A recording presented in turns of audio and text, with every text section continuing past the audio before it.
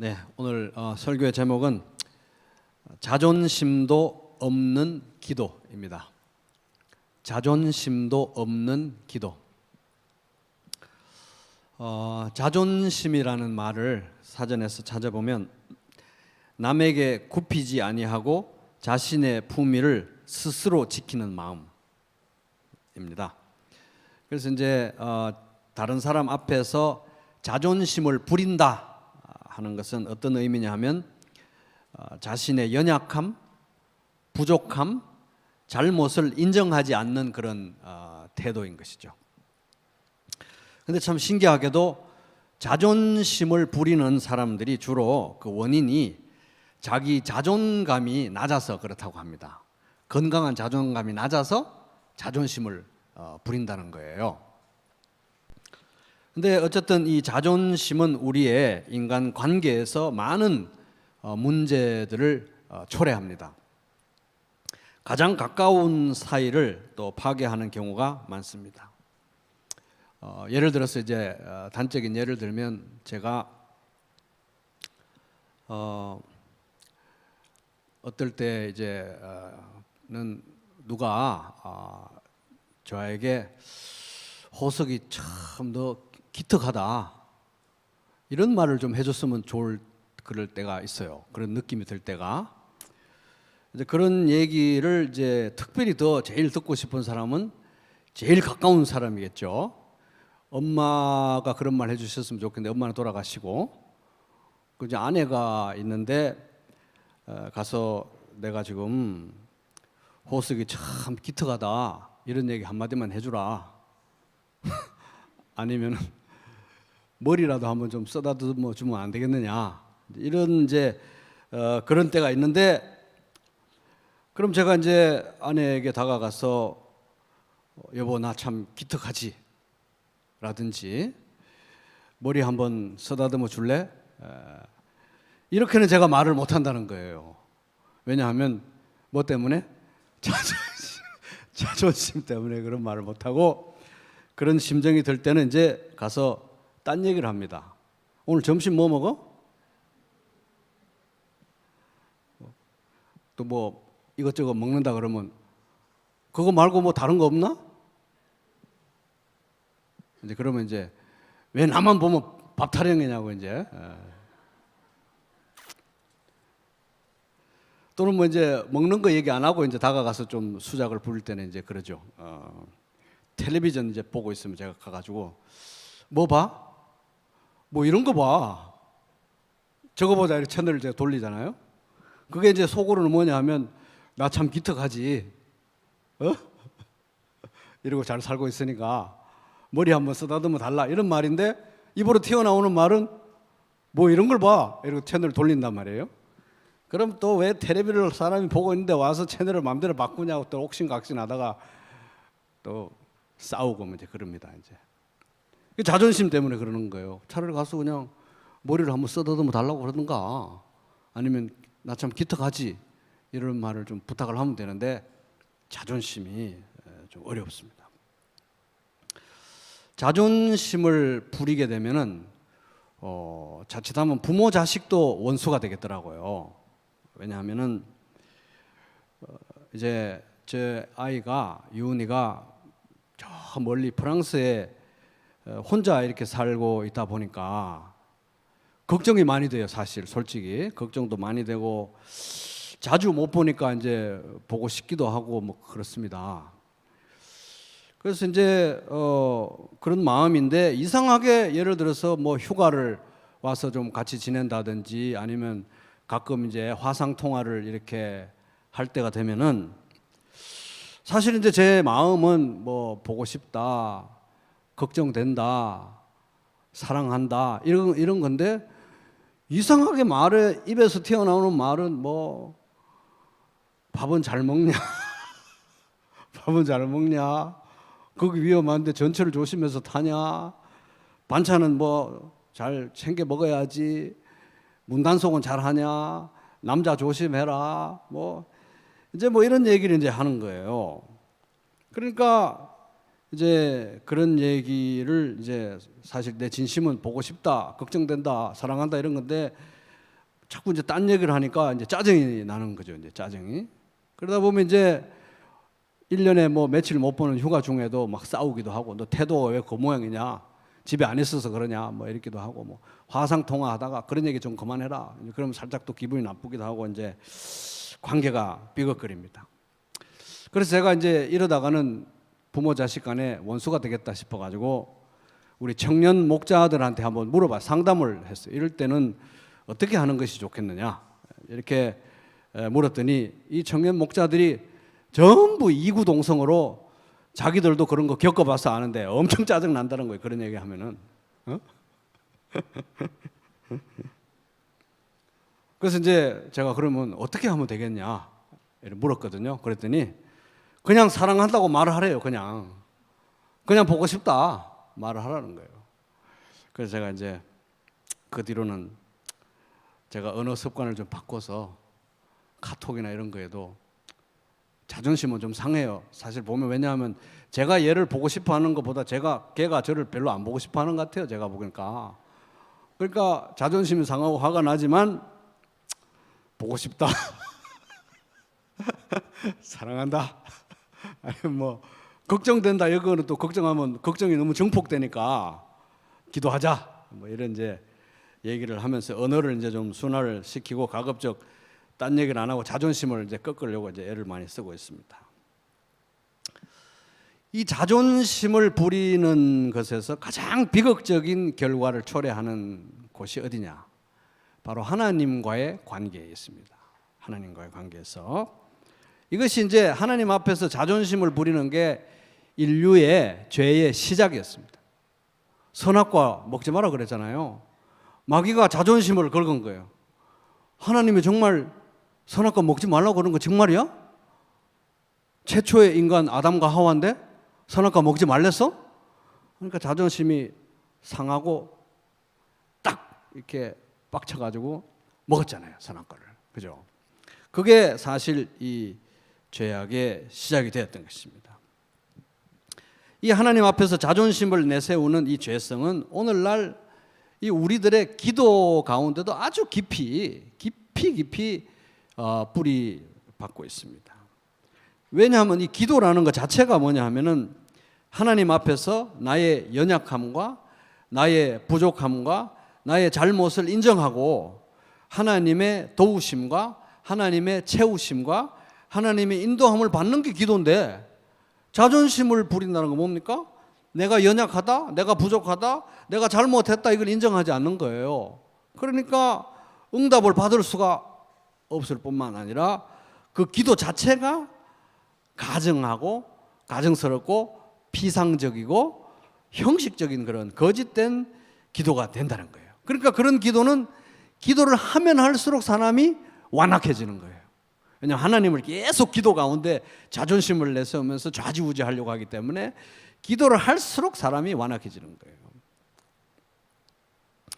근데 이제 오늘 이 본문 시편 119편 73절에서 80절은 이 자존심을 부리지 않는 기도, 자존심도 없는 기도의 전형을 보여주고 있습니다. 이 묵상을 하다 보면 이 부분을 묵상을 하다 보면 이 사람은 정말 자존심도 없나? 이런 생각이 좀 들어요. 정말 노골적인 기도이고 정말 벌거벗은 그런 기도라는 것을 엿볼 수가 있습니다. 어쩌면 이렇게 자존심도 없이 기도할 수 있는지 보고 있다 보면 참 기도가 아름답다. 자존심을 부리지 않는, 자존심도 없는 기도가 참 아름답다 하는 생각이 이 말씀을 묵상하다 보면 생각이 든다는 거예요. 그래서 오늘 이제 이 본문 속에서 자존심도 없이 기도해야 되는 이유를 한 3가지 정도 이 본문 속에서 한번 정리를 해보도록 하겠습니다. 자, 왜 우리가 자존심 부리지 않고 자존심도 없이 기도해야 되느냐? 첫째, 따라해 볼게요. 존재의 문제. 시작. 73절 보면 주의 손이 나를 만들고 세우셨사오니, 세우셨다 이거는 이제 만드는 건 그야말로 창조하다는데 세우셨다는 것은 건물 세우듯이 세우셨다 이런 뜻이에요. 건물 세우듯이 세우셨다.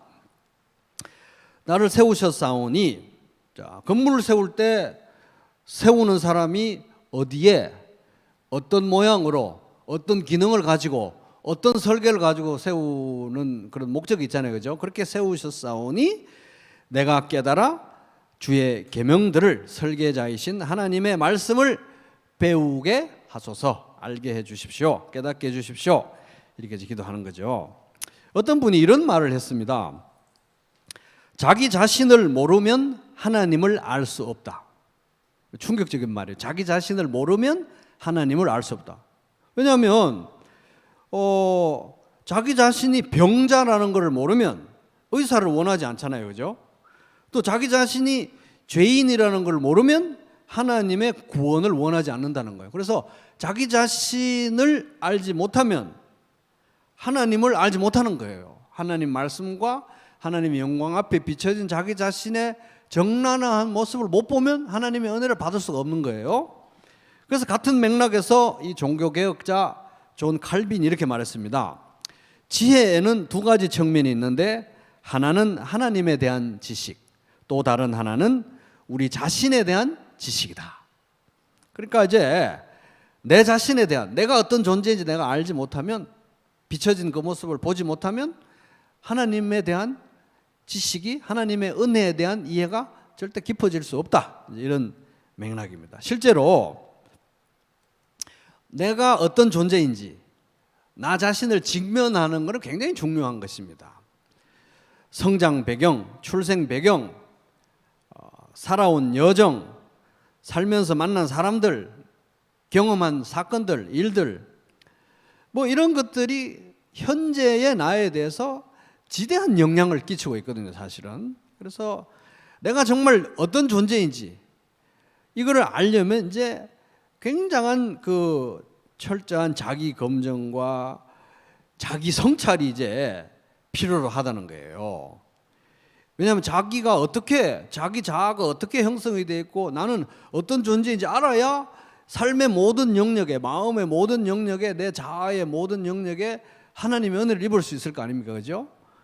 이런 부분을, 여기는 하나님 침범하지 마세요. 비밀입니다. 여기 건드리지 마세요. 이래 가지고는 성장이 있을 수 없다는 거죠. 그죠? 근데 내가 누구인가? 나는 어떤 존재인가? 또 나는 왜 여기 이 모양으로 살고 있는가? 이런 모양으로 여기 세워졌는가? 이런 거에 대한 그 답을 찾는 것은 굉장히 어렵습니다. 차라리 사람들이 안 들여다보고 싶어 해요. 들여다보고 싶어 하지 않습니다. 그러다가 이제 병이 나기도 하고 이제 그러는데 뭐 상담을 받으러 가기도 하고.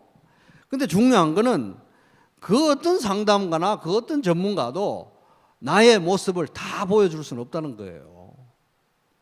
어떻게 알겠습니까? 그죠? 한 인간이 우주보다 복잡하고 넓고 깊은 존재가 한 인간인데, 그래서 그 답을, 나는 누구인가? 나는 왜 여기 있고 왜 이 모양이 되어서 이렇게 살고 있는가 여기에, 이거에 대한 답은 결국 어디에 가야 알 수 있는가 하면은 나를 만드시고 나를 설계하시고 나를 여기 있는 이 건물처럼 세우신 설계자인 하나님 앞으로 나가야만 그 답을 찾을 수 있다는 것입니다.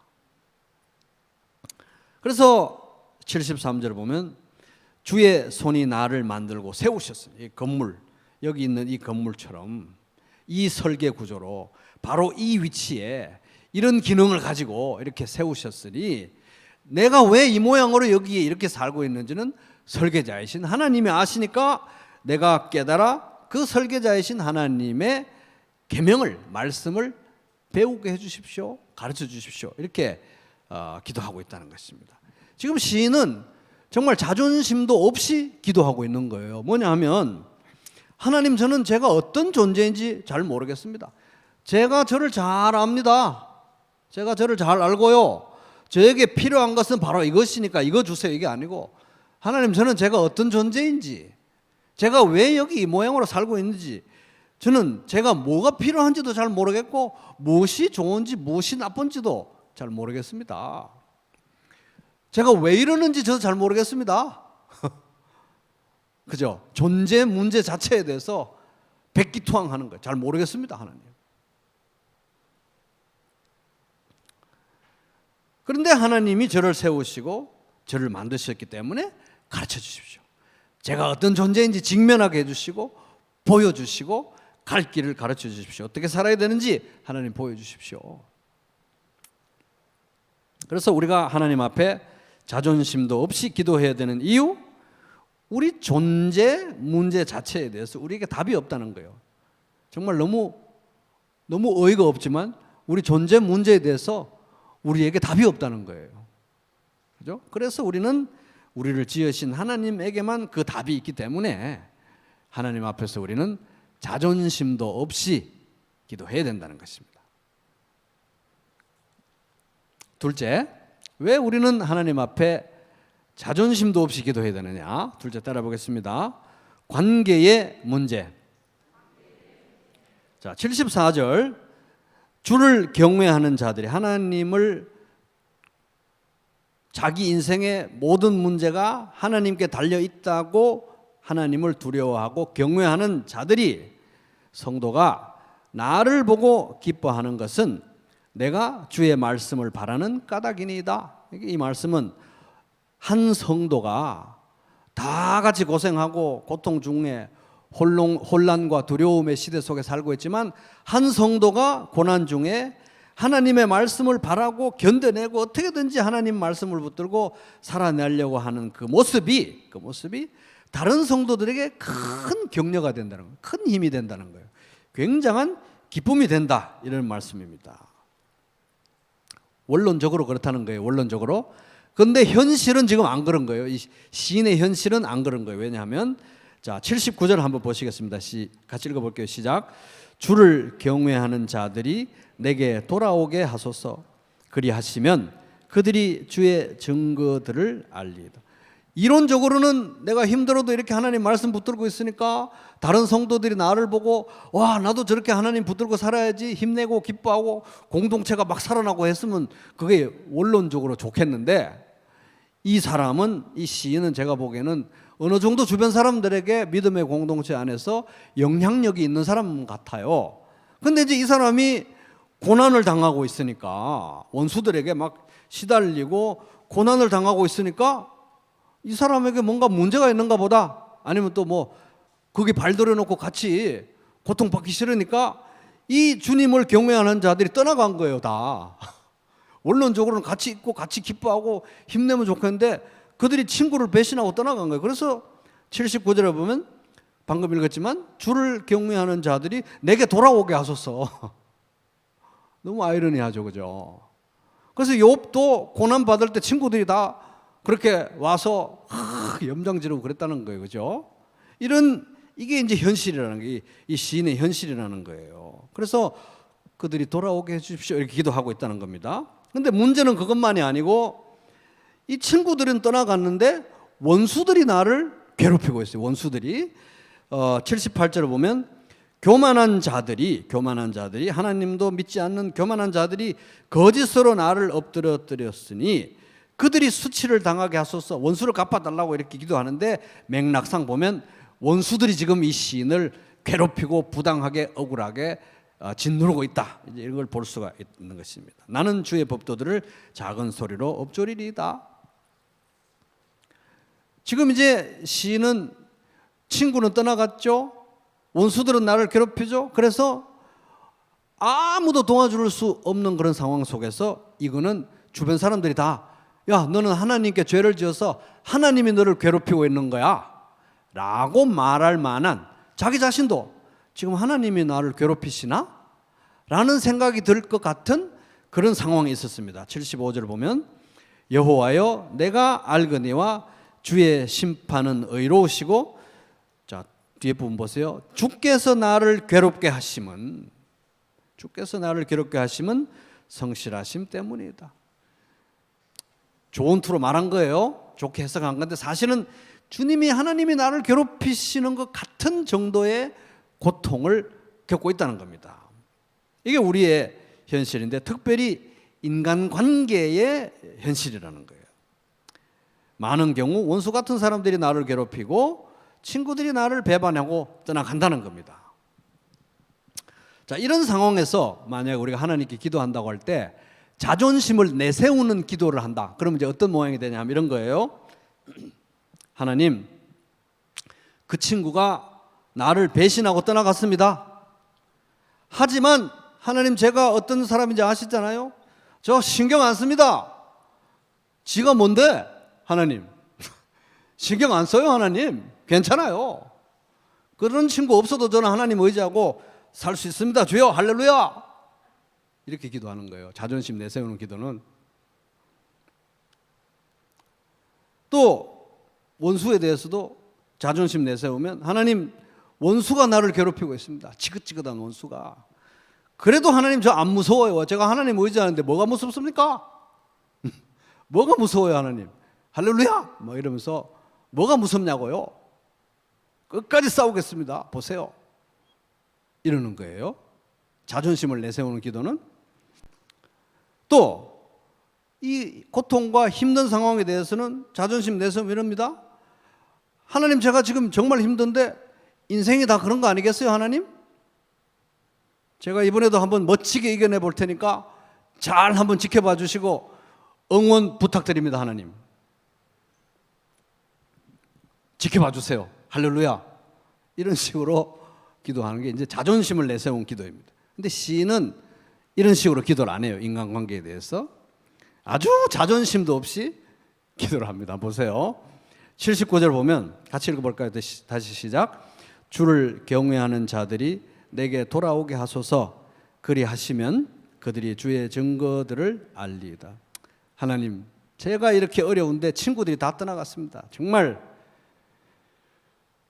이렇게 화를 내고 막 그 친구들 없어도 돼요 하나님 이러는 게 아니라 떠나갔습니다. 그래서 제가 마음이 아픕니다.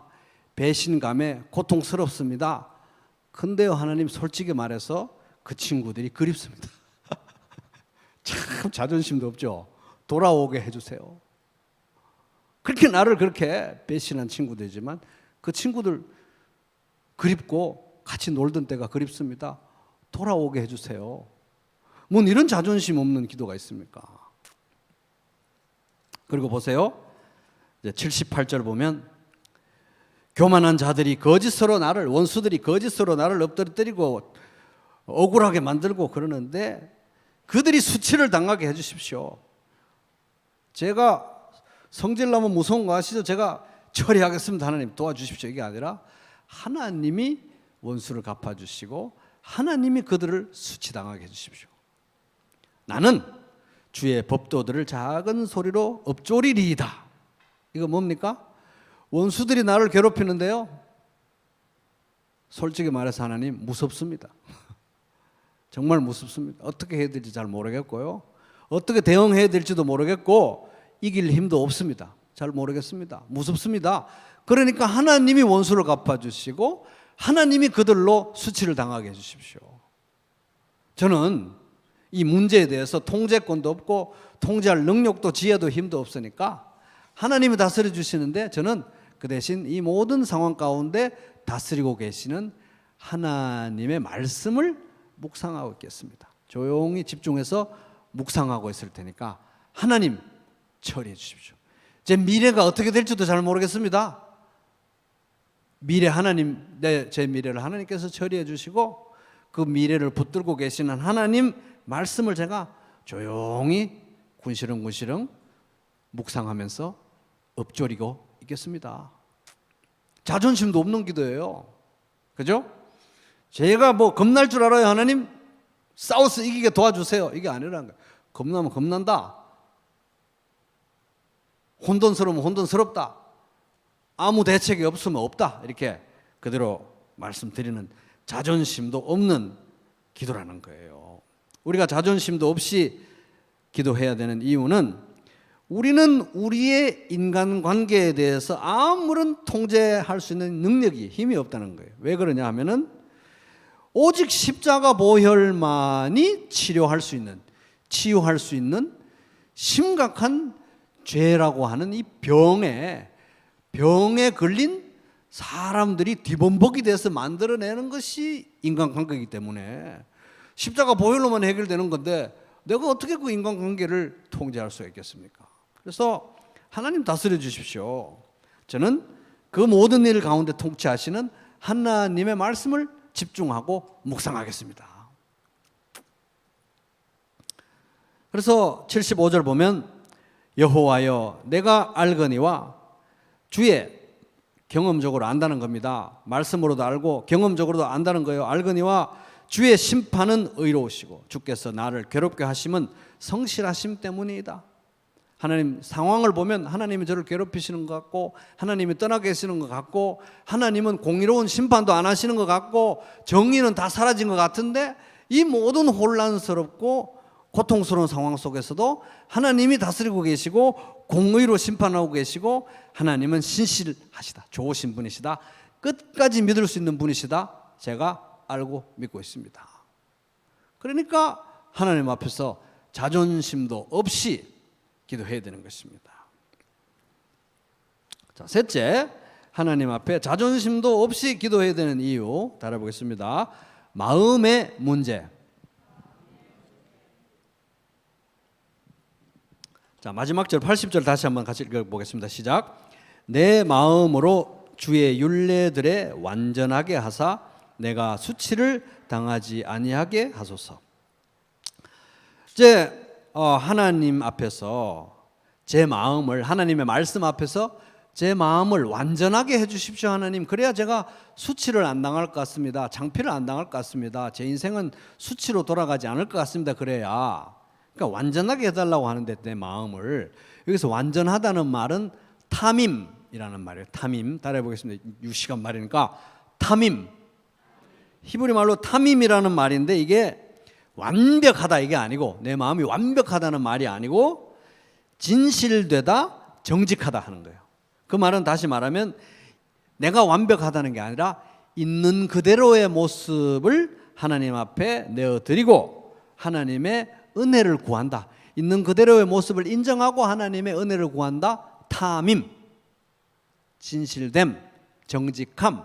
그게 이제 완전하다는 거. 우리 인간은 완벽할 수가 없어요.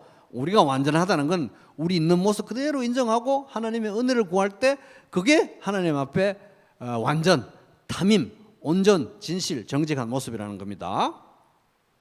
그러니까 이제 이 시인은 지금 고통 가운데, 혼돈 가운데, 배신감 가운데 있지만 고통 가운데 자존심을 내려놓고 현실을 있는 그대로 인정하고 하나님께 기도하고 부르짖고 이 상황을 바꾸어 주시고 제 마음을 다스려 달라고 뭐 원수를 갚아 달라고 이제 기도하고 있는데 응답은 항상 또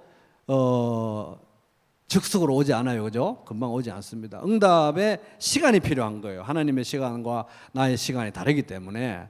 근데 이 기다리는 동안 제일 힘든 게 뭐냐 하면 마음을 지키는 게 제일 힘들다는 거예요. 이 기도의 응답을 기다리는 때 마음을 지키는 게 제일 힘들다는 겁니다. 마음이 막 오르락 내리락 널뛰기를 하고 롤러코스터를 타고 하루에도 12번씩 변하고 냉탕 온탕을 왔다고 하니까 내 마음이 내 마음대로 안 된다는 거예요. 그죠? 내 마음이 내 마음대로 안 된다.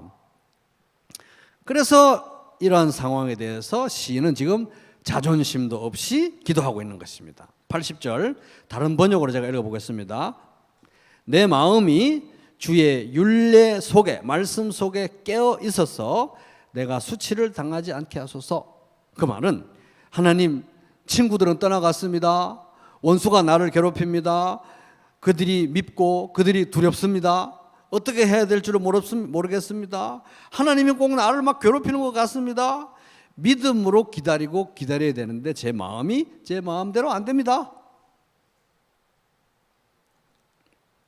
자꾸 원망이 생기고 연약한 마음이 생기고 두려운 마음이 생기고 상실된 마음이 생겨서 어떻게 할 줄을 모르겠습니다. 이 마음이라도 좀 붙들려 있으면 어떻게 믿음으로 기다리고 견딜 텐데 안 되겠습니다. 마음 자체가 고장이 났습니다. 하나님 붙들어 주시옵소서. 마음을 좀 붙들어 주시옵소서 기도하고 있는 거예요. 그래서 마음을 붙들어야 제가 하나님 응답을 끝까지 기다릴 수 있어야 제가 수치를 당하지 않을 수 있지 않겠습니까? 마음을 지켜주십시오. 이렇게 기도하고 있는 것입니다. 그래서 우리가 하나님께 자존심도 없이 기도해야 되는 이유가 뭐냐? 우리 마음을 스스로 다스릴 힘이 없기 때문이라는 겁니다. 우리 마음을 스스로 다스릴 힘이 없기 때문에. 왜냐하면 이 세상에 존재하는 모든 만물 중에서 가장 더티하고 부패한 게 뭐다? 성경에 의하면 마음이라는 거예요. 이 마음이, 우리의 마음이 완전히 타락된 것이 우리의 마음이고, 죄의 온상이 우리의 마음이고, 모든 죄악의 시작점이 마음이기 때문에 그 마음을 내가 어떻게 내 마음대로 다스리냐는 거예요. 그죠? 이 한계를 우리가 인정해야 된다는 것입니다. 옆 사람한테 조금 미안한 표정으로 당신은 당신 마음을 당신 마음대로 못합니다, 이 얘기 좀 해주세요.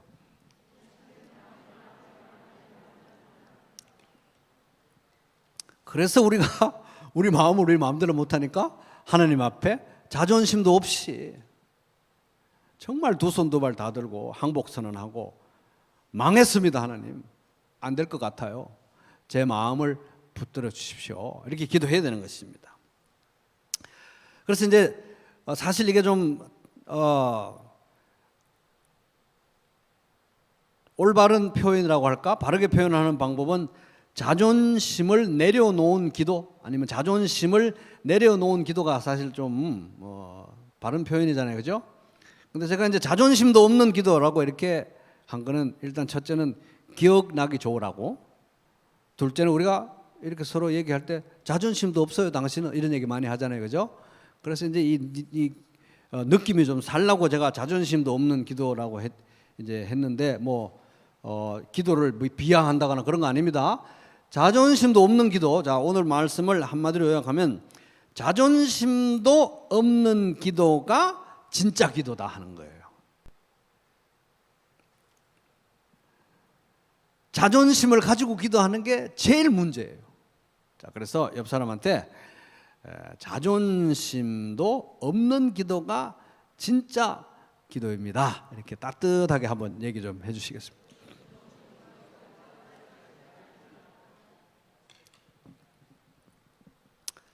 우리가 자존심을 부리는 이유는 자존감이 낮고 이 자아 이미지가 너무 손상이 되기 아주 그냥 깨지기 쉬운 유리 아주 그냥 같은 그런 손상이 되기 쉬운 그런 낮은 자존감이 있어서 자존심을 부린다는 거예요, 많은 사람들이 얘기하기를.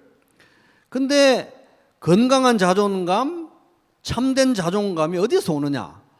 그것을 유일하게 해결해 줄 수 있는 분은, 궁극적으로 해결해 줄 수 있는 분은 우리를 만드신 우리 아버지, 우리 모든 관계의 가장 근원이신 원가정 아버지 하나님 말고는 없다는 거예요. 우리 자존감을 건강하게 만들어 줄 수 있는 분은 하나님 말고는 없다는 것입니다.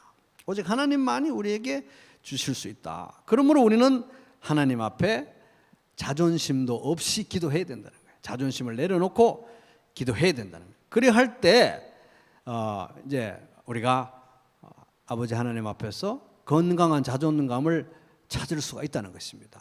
하나님 앞에 자존심도 없이 기도한다. 이건 뭐냐 하면 나의 연약함, 나의 부족함, 나의 잘못을 인정하는 거예요. 그래야 연약함에 대해서 도우심을 받고, 부족함에 대해서 채우심을 입고, 잘못에 대해서 인도하심을 입죠. 그러니까 자존심도 없이 기도한다는 건 이제 나의 연약과 부족함과 잘못을 인정한다는 거다. 근데 이제 우리 요 섹션에서 두 절을 읽지 않았습니다. 그 절이 이제 76절, 77절인데 이것이 바로 이 부분이 자존심도 없는 기도의 결정판이라고 저는 생각을 합니다. 이 부분이 정말 노골적이고 자존심도 없는 그런 기도라고 봅니다. 자, 천천히 한번 같이 76, 77을 저하고 소리 맞춰 읽어보겠습니다. 시작. 구하오니 주의 종에게 하신 말씀대로 주의 인자하심이 나의 위안이 되게 하시며 주의 긍휼히 여기심이 내게 임하사 내가 살게 하소서. 주의 법은 나의 즐거움이니이다. 자, 이건 이제 좀 쉽게 풀어서 보면 이런 거예요. 이게 진짜 자존심이 없는 기도인데 76절에 보면 위안이 되게 하시며, 하나님 제가 위로가 필요합니다. 저는 못하잖아요. 여보 머리 한번 쓰다듬어 줄래? 저는 못하는 거예요, 그죠? 근데 이분은 하나님 앞에서 제가 위로가 필요합니다. 하나님, 제가 위로가 필요하고요. 근데 그 위로는 하나님의 사랑을 제가 받아야 될 것 같습니다. 근데 변하지 않는 사랑, 헤세드의 사랑, 인자하심이 헤세드거든요. 헤세드의 사랑으로 저를 좀 위로 좀 해주세요. 위로. 우리 누구한테 가서 위로 좀 해달라고 말하기 어렵잖아요. 하나님 앞에 아주 자존심도 없이 노골적으로 헤세드로 저를 좀 위로 좀 해주세요. 하나님 위안 좀 해주세요. 그리고 77절 긍휼히 여기심. 제가 너무 스스로 불쌍한 것 같으니까요, 저를 좀 불쌍히 여겨주세요. 하나님 얼마나 불쌍해 보입니까? 불쌍히 좀 여겨주세요. 하나님. 근데 긍휼히 여기심이 내게 임하사 내가 살게 하소서, 이 말이 뭡니까? 죽겠다 이 말이에요. 지금 죽겠으니까 저를 좀 불쌍히 여겨주세요. 하나님. 엄청 노골적이죠. 이렇게 들이밀어도 이렇게 들이밀 수는 없는 겁니다. 불쌍히 여겨주세요. 저를 좀 살려주세요. 하나님의 말씀만 저에게 위로가 됩니다. 여보, 내 머리 한번 좀 쓰다듬어 줘봐. 다른 사람이 뭐라 그래도 당신이 한번 머리 좀 쓰다듬어 주면, 이게 예를 들어서 그렇다는 거예요. 제가 집에서 머리 쓰다듬어 달라고 뭐 그런 말 안 합니다. 예를 들자면 그런 거예요. 다른 사람이 아무리 쓰다듬어 줘도 안 돼. 당신이 쓰다듬어 주면 제일 좋아. 이게 지금 그 말이에요. 하나님의 말씀이 제게 위로가 됩니다. 기쁨이 됩니다. 하나님 좀 위로 좀 해주시고 저를 좀 불쌍하다고 이렇게 좀 안아주세요. 이러면서 지금 안기는 거예요. 하나님한테 안기고 있는 겁니다. 아주 노골적으로. 이렇게 자존심도 없이 하나님께 기도해야 건강한 자존감이 생길 수 있는 거예요. 건강한 자존감이 있어야, 하나님께서 주시는 건강한 자존감이 있어야 우리 형제 자매들 간의 타인과의 관계 속에서 우리가 건강한 관계, 괜히 자존심 부리지 않고 건강한 관계를 유지하며 살아갈 수 있다는 것입니다. 겸손하고 성숙하게, 유연하고 열린 마음으로 자존심 부리지 않고 살아갈 수 있다는 거예요. 하나님에게 자존감을 부여받아야, 하나님 앞에 자존심 없이 기도해야 그게 가능하다는 것입니다. 이게 자존심이 제일 무서워요. 자존심이. 옆 사람한테 좀 엄중한 눈초리로 자존심이 제일 무서운 겁니다 한번 얘기 좀 해주세요. 이게 자존심이 얼마나 이게 무섭고 지독한 거냐 하면, 고린도전서 13장에 의하면 내가 다른 사람들을 위해서 내 몸을 확 불사질러서 내어주면서 희생을 하면서도, 불을 싸질러서 희생을 하면서 내어주면서도 온유하고 겸손한 마음으로 사랑을 못해요. 안 하는 일이 가능하다는 거예요. 내 몸을 불살라서 내주는데 자존심을 버리고 사랑하는 거는 그건 안 돼. 이럴 수 있는 게 우리들의 무시무시한 자존심이라는 겁니다. 정말 무섭죠? 섬뜩한 거예요. 몸을 불살라 내주면서 겸손하게 사랑을 못하는 거예요. 자존심을 버리지 못하는 거예요. 그래서 사실 우리가 하나님 나라와 그의 의를 위해서 목숨을 먼저 내려놓을 게 아니라 뭐를 먼저 내려놔야 된다? 자존심을 먼저 내려놔야 되는 거예요. 자존심을. 목숨을 내려놓으면서도 자존심을 안 내려놓을 수가 있어요. 그래서 이제 부교절입니다. 부교절인데 베드로전서 말씀을 보고 또 이제 새벽기도 이제 내일부터 이제 나오는데, 이번 필사도 하면서 새벽기도 하면서 저는 이번에 이 기도 기간에 부교절 기간에 숙제 하나 내드리면, 숙제입니다. 숙제는 요분이 기도하시면서 자존심도 없이 자존심을 내려놓고 하나님께 기도하는 걸 한번 연습해 보시기 바랍니다. 약속한다는 의미로. 아멘. 자존심을 내려놓고 자존심도 없이 한번 기도하는 걸 연습해 보시기 바라요. 이거 어렵지 않습니다. 어린 아이들을 보면 금방 답이 나와요. 어린 아이들한테서 금방 답을 볼 수 있어요. 애들이 뭐 자존심 있습니까? 엄마한테 가서 안아줘잉, 엄마 붙들고 안아줘잉, 똥 쌌어, 배고파, 쟤 미워, 그래도 같이 놀래, 뭐 그런 거 있잖아요. 쟤 미운데 같이 놀고 싶어 이러면서 막 울잖아요. 그죠? 그리고 애들이 자존심이 없어요. 무섭다, 화난다 다 얘기합니다. 우리는 왜 하나님한테 그렇게 못하냐 이거예요, 우리가. 그래서 이번 부활절 기간에 자존심 없이, 자존심도 없는 기도를 한번 꼭 여러분 한번 경험해 보시기 바랍니다. 구구절절 자존심도 없이 정말 자아를 들고 내려가서 하나님 앞에 내려놓고 그렇게 해서